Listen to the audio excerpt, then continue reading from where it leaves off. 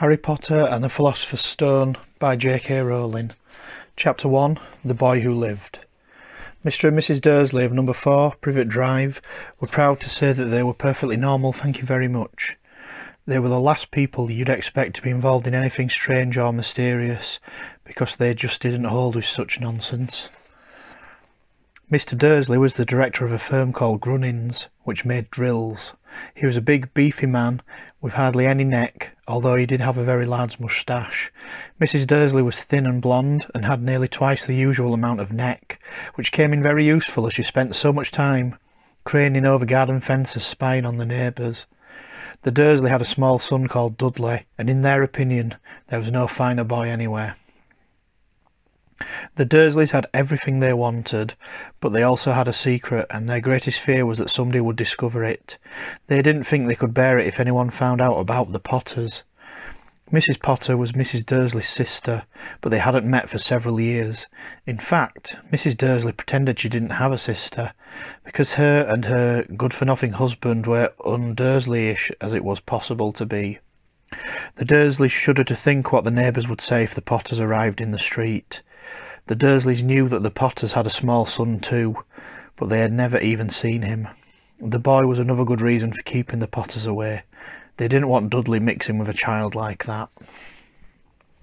When Mr. and Mrs. Dursley woke up on the dull grey Tuesday, our story starts. There was nothing about the cloudy sky outside to suggest that strange and mysterious things would soon be happening all over the country. Mr. Dursley hummed as he picked out his most boring tie for work, and Mrs. Dursley gossiped away happily as she wrestled a screaming Dudley into his high chair. None of them noticed a large tawny owl flutter past the window. At 8:30, Mr. Dursley picked up his briefcase, pecked Mrs. Dursley on the cheek, and tried to kiss Dudley goodbye, but missed, because Dudley was now having a tantrum and throwing his cereal at the walls. "Little tyke," chortled Mr. Dursley as he left the house. He got into his car and backed out of number 4's drive. It was on the corner of the street that he first noticed the first signs of something peculiar. A cat reading a map. For a second Mr. Dursley didn't realise what he had seen. Then he jerked his head around to look again. There was a tabby cat standing on the corner of Privet Drive, but there wasn't a map in sight. What could he have been thinking of? It must have been a trick of the light. Mr. Dursley blinked and stared at the cat. It stared back. As Mr. Dursley drove around the corner and up the road, he watched the cat in his mirror. It was now reading the sign that said Privet Drive. No, looking at the sign. Cats couldn't read maps or signs. Mr. Dursley gave himself a little shake and put the cat out of his mind. As he drove towards town, he thought of nothing except a large order of drills he was hoping to get that day. But on the edge of town, drills were driven out of his mind by something else. As he sat in the usual morning traffic jam, he couldn't help noticing that there seemed to be a lot of strangely dressed people about. People in cloaks. Mr. Dursley couldn't bear people who dressed in funny clothes, the get-ups you saw in young people. He supposed it was some stupid new fashion. He drummed his fingers on the steering wheel and his eyes fell on a huddle of these weirdos standing quite close by. They were whispering excitedly together. Mr. Dursley was enraged to see that a couple of them weren't young at all. Why, that man had to be older than he was, and he was wearing an emerald green cloak. The nerve of him! But it struck Mr. Dursley that this was probably some silly stunt. These people were obviously collecting for something. Yes, that would be it. The traffic moved on, and a few minutes later Mr. Dursley arrived in the Grunnins car park, his mind back on drills. Mr. Dursley always sat with his back to the window in his office on the 9th floor. If he hadn't, he might have found it harder to concentrate on the drills that morning. He didn't see the owl swooping past in broad daylight, though people down in the street did. They pointed and gazed open-mouthed as owl after owl sped overhead. Most of them had never seen an owl, even at night time. Mr. Dursley, however, had a perfectly normal, owl-free morning. He yelled at 5 different people. He made several important phone calls and shouted a bit more. He was in a very good mood until lunchtime, when he thought he'd stretch his legs and walk across the road to buy himself a bun from the baker's opposite. He'd forgotten about all the people in cloaks until he passed a group of them next to the baker's. He eyed them angrily as he passed. He didn't know why, but they made him uneasy. This lot were whispering excitedly too, and he couldn't see a single collecting tin. It was on his way back past them, clutching a large doughnut in a bag, that he caught a few words of what they were saying. "The Potters, that's right, that's what I've heard. Yes, their son, Harry." Mr. Dursley stopped dead. Fear flooded him. He looked back at the whisperers, as if he wanted to say something to them, but thought better of it. He dashed back across the road, hurried up to his office, snapped at his secretary to not disturb him, seized his telephone and had almost finished dialing his home number when he changed his mind. He put the receiver back down and stroked his moustache, thinking, no, he was being stupid. Potter wasn't such an unusual name. He was sure there was lots of people called Potter who had a son called Harry. Come to think of it, he wasn't even sure his nephew was called Harry. He'd never even seen the boy. It might have been Harvey or Harold. There was no point in worrying Mrs. Dursley. She always got so upset in any mention of her sister. He didn't blame her. If he'd had a sister like that. But all the same, those people in cloaks. He found it a lot harder to concentrate on drills that afternoon, and when he left the building at 5 o'clock, he was still so worried that he walked straight into someone just outside the door. "Sorry," he grunted, as the tiny old man stumbled and almost fell. It was a few seconds before Mr. Dursley realised that the man was wearing a violet cloak. He didn't seem at all upset at being almost knocked to the ground. On the contrary, his face split into a wide smile, and he said in a squeaky voice that made passers-by stare, "Don't be sorry, my dear sir, for nothing could upset me today. Rejoice, for you know who has been got at last. Even muggles like yourself should be celebrating this happy, happy day." And the old man hugged Mr. Dursley around the middle and walked off. Mr. Dursley stood, rooted to the spot. He had been hugged by a complete stranger. He also thought he had just been called a muggle, whatever that was. He was rattled. He hurried to his car and set off home, hoping he was imagining things, which he had never hoped before because he didn't approve of imagination. As he pulled into the driveway of number 4, the first thing he saw, and it didn't improve his mood, was the tappy cat he'd seen that morning. It was now sitting on his garden wall. He was sure it was the same one. It had the same markings around its eyes. "Shoo!" Mr. Dursley said loudly. The cat didn't move. It just gave him a stern look. Was this normal cat behaviour? Mr. Dursley wondered. Trying to pull himself together, he let himself into the house. He was still determined not to mention anything to his wife. Mrs. Dursley had had a nice, normal day. She told him over dinner all about the Mrs. Next Door's problem with her daughter and how Dudley had learnt a new word, shan't. Mr. Dursley tried to act normally. When Dudley had been put to bed, he went into the living room in time to catch the latest report on the evening news. And finally, birds watchers everywhere have reported that the nation's owls have been behaving very unusually today.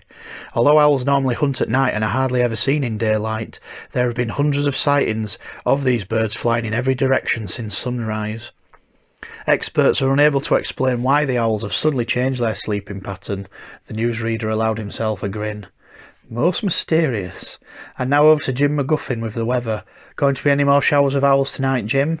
"Well, Ted," said the weatherman, "I don't know about that, but it's not the only one where the owls have been acting very oddly today. Viewers as far apart as Kent, Yorkshire and Dundee have been phoning in to tell me that instead of the rain I promised yesterday, they've had a downpour of shooting stars. Perhaps people have been celebrating bonfire night early. It's not until next week, folks, but I can promise a wet night tonight." Mr. Dursley sat frozen in his armchair. Shooting stars all over Britain, owls flying by daylight, mysterious people in cloaks all over the place, and a whisper about the Potters. Mrs. Dursley came into the living room carrying 2 cups of tea. It was no good. He'd have to say something to her. He cleared his throat nervously. "Petunia, dear, you haven't heard from your sister lately, have you?" As he had expected, Mrs. Dursley looked shocked and angry. After all, they normally pretended she didn't have a sister. "No," she said sharply. "Why?" "Funny stuff on the news," Mr. Dursley mumbled.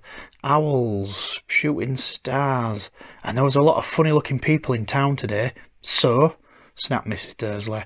"Well, I just thought maybe it was something to do with, you know, her lot."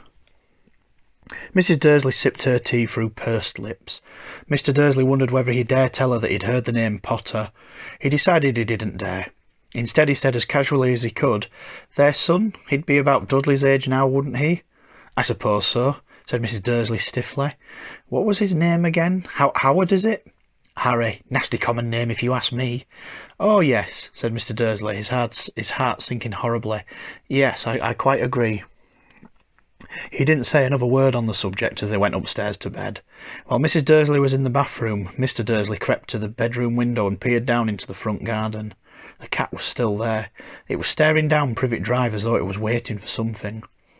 Was he imagining things? Could all this have anything to do with the Potters? If it did, if it got out that they were related to a pair of, well, he didn't think he could bear it. The Dursleys got into bed. Mrs. Dursley fell asleep quickly, but Mr. Dursley lay awake, turning it all over in his mind. His last comforting thought before he fell asleep was that even if the Potters were involved, there was no reason for them to come near him and Mrs. Dursley. The Potters knew very well what he and Petunia thought about them and their kind. He couldn't see how he and Petunia could get mixed up in anything that might be going on. He yawned and turned over. It couldn't affect them. How wrong he was. Mr. Dursley might have been drifting into an uneasy sleep, but the cat on the wall outside was showing no signs of sleepiness. It was sitting as still as a statue, its eyes fixed unblinkingly on the far corner of Privet Drive. It didn't so much as quiver when a car door slammed in the next street, nor when two owls swooped overhead. In fact, it was nearly midnight before the cat moved at all. A man appeared on the corner the cat had been watching, appeared so suddenly and silently you'd have thought he'd just popped out of the ground. The cat's tail twitched and its eyes narrowed. Nothing like this man had ever been seen in Privet Drive. He was tall, thin, and very old, judging by the silver of his hair and beard, which were both long enough to tuck into his belt. He was wearing long robes, a purple cloak which swept the ground, and high-heeled buckled shoes.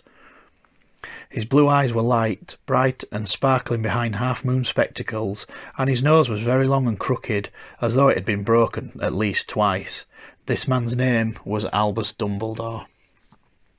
Albus Dumbledore didn't seem to realise that he had just arrived in a street where everything from his name to his boots was unwelcome. He was busy rummaging into his cloak, looking for something. But he did seem to realise he was being watched, because he looked up suddenly at the cat, which was still staring at him from the other end of the street. For some reason the sight of the cat seemed to amuse him. He chuckled and muttered, "I should have known." He had found what he was looking for in his inside pocket. It seemed to be a silver cigarette lighter. He flicked it open, held it up in the air and clicked it. The nearest street lamp went out with a little pop. He clicked it again. The next street lamp flickered into darkness. 12 times he clicked the putter outer, until the only lights left in the whole street were 2 tiny pinpricks in the distance, which were the eyes of the cat, watching him. If anyone looked out of their window now, even beady-eyed Mrs. Dursley, they wouldn't be able to see anything that was happening down on the pavement. Dumbledore slipped the putter outer back inside his cloak and set off down the street towards number 4, where he sat down on the wall next to the cat. He didn't look at it, but after a moment he spoke to it.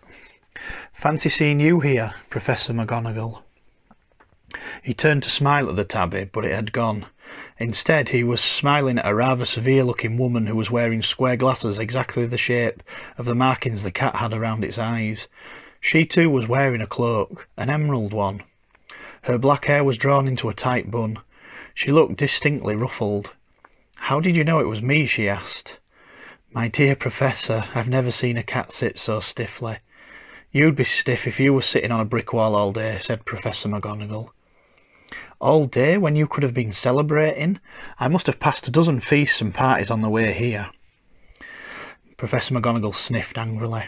"Oh yes, everybody's celebrating all right," she said impatiently.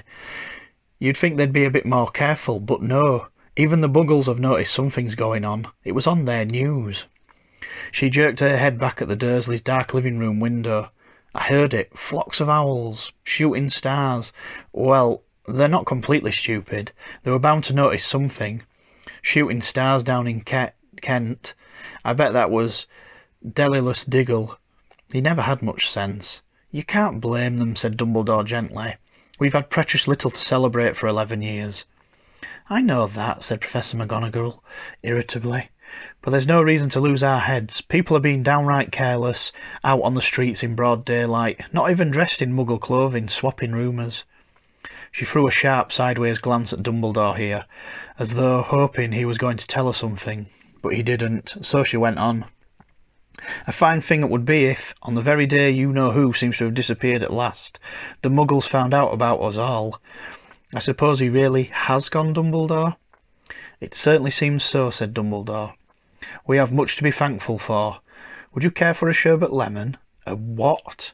A sherbet lemon. They're a kind of Muggle sweet I'm rather fond of.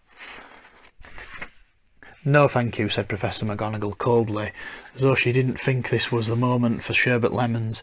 As I say, even if you-know-who has gone. My dear Professor, surely a sensible person like yourself can call him by his name. All this you-know-who nonsense. For 11 years I've been trying to persuade people to call him by his proper name. Voldemort. Professor McGonagall flinched, but Dumbledore, who was unsticking 2 sherbet lemons, seemed not to notice. It all gets so confusing if we keep saying you-know-who. I've never seen any reason to be frightened of saying Voldemort's name. I know you haven't, said Professor McGonagall, sounding half exasperated, half admiring. But you're different. Everyone knows you're the only one you-know-who. All right, Voldemort was frightened of. You flatter me, said Dumbledore calmly. Voldemort has powers I will never have. Only because you're too, well, noble to use them. It's lucky it's dark. I haven't blushed so much since Madame Pomfrey told me she liked my new earmuffs. Professor McGonagall shot a sharp look at Dumbledore and said, The owls are nothing to the rumours that are flying around. You know what everyone's saying about why he's disappeared and about what finally stopped him. It seemed that Professor McGonagall had reached this point she was most anxious to discuss, the real reason she had been waiting on a cold hard wall all day, for neither as a cat nor as a woman had she fixed Dumbledore with such a piercing stare as she did now. It was plain that whatever everyone was saying, she was not going to believe it until Dumbledore told her it was true. Dumbledore, however, was choosing another sherbet lemon and did not answer. What they're saying, she pressed on, is that last night Voldemort turned up in Godric's Hollow. He went to find the Potters. The rumour is that Lily and James Potter they're dead. Dumbledore bowed his head. Professor McGonagall gasped. Lily and James. I can't believe it. I didn't want to believe it. Oh, Albus. Dumbledore reached out and patted her on the shoulder. I know, he said heavily. Professor McGonagall's voice trembled as she went on. That's not all. They're saying he tried to kill the Potter's son, Harry, but he couldn't. He couldn't kill that little boy. Nobody knows why or how, but they're saying that when he couldn't kill Harry Potter, Voldemort's power somehow broke, and that's why he's gone. Dumbledore nodded glumly. It's true? Faltered Professor McGonagall. After all he's done, all the people he's killed, he couldn't kill a little boy. It's just astounding. Of all the things to stop him. But how in the name of heaven did Harry survive? We can only guess, said Dumbledore. We may never know. Professor McGonagall pulled out a lace handkerchief and dabbed at her eyes beneath her spectacles. Dumbledore gave a great sniff as he took a golden watch from his pocket and examined it. It was a very odd watch. It had 12 hands but no numbers. Instead, little planets were moving around the edge. It must have made sense to Dumbledore, though, because he put it back in his pocket and said, Hagrid's late. I suppose it was he who told you I'd be here, by the way. Yes, said Professor McGonagall, and I don't suppose you're going to tell me why you're here of all places. I've come to bring Harry to his aunt and uncle. They're the only family he has left now. You don't mean... You can't mean the people that live here, cried Professor McGonagall, jumping to her feet and pointing at number 4. Dumbledore, you can't. I've been watching them all day. You couldn't find 2 people who are less like us. And they've got this son. I've seen him kicking his mother all the way up the street, screaming for sweets. Harry Potter come and live here. It's the best place for him, said Dumbledore firmly. His aunt and uncle will be able to explain everything to him when he's older. I've written them a letter. A letter? Repeated Professor McGonagall faintly, sitting back down on the wall. Really, Dumbledore, you think you can explain all of this in a letter? These people will never understand him. He'll be famous, a legend. I wouldn't be surprised if today was known as Harry Potter Day in future. There'll be books written about Harry. Every child in our world will know his name. Exactly, said Dumbledore, looking very seriously over the top of his half-moon glasses. It would be enough to turn any boy's head. Famous before he can walk and talk. Famous for something he won't even remember. Can't you see how much better off he'll be, growing up away from all of that until he's ready to take it? Professor McGonagall opened her mouth, changed her mind, swallowed, and then said, Yes, you're right, of course. But how is the boy getting here, Dumbledore? She eyed his cloak suddenly as though she thought he might be hiding Harry underneath it. Hagrid's bringing him. You think it wise to trust Hagrid with something as important as this? I would trust Hagrid with my life, said Dumbledore.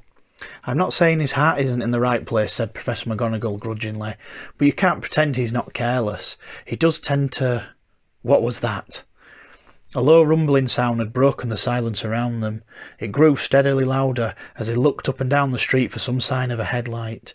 It swelled to a roar as they both looked up at the sky, and a huge motorbike fell out of the air and landed on the road in front of them. If the motorbike was huge, it was nothing to the man sitting astride it.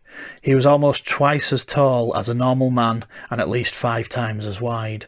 He looked simply too big to be allowed, and so wild. Long tangles of bushy black hair and beard hid most of his face. He had hands the size of dustbin lids, and his feet in their leather boots were like baby dolphins. In his vast muscular arms he was holding a bundle of blankets. Hagrid, said Dumbledore, sounding relieved. At last. And where did you get that motorbike? Borrowed it, Professor Dumbledore, sir, said the giant, climbing carefully off the motorbike as he spoke. Young Sirius Black lent it me. I've got him, sir. No problems, were they? No, sir. House was almost destroyed, but I got him out all right before the muggles started swarming round. He fell asleep as we were flying over Bristol. Dumbledore and Professor McGonagall bent forward over the bundle of blankets. Inside, just visible, was a baby boy, fast asleep. Under a tuft of jet black hair over his forehead, they could see a curiously shaped cut, like a bolt of lightning. Is that where? Whispered Professor McGonagall. Yes, said Dumbledore, and he'll have that scar forever.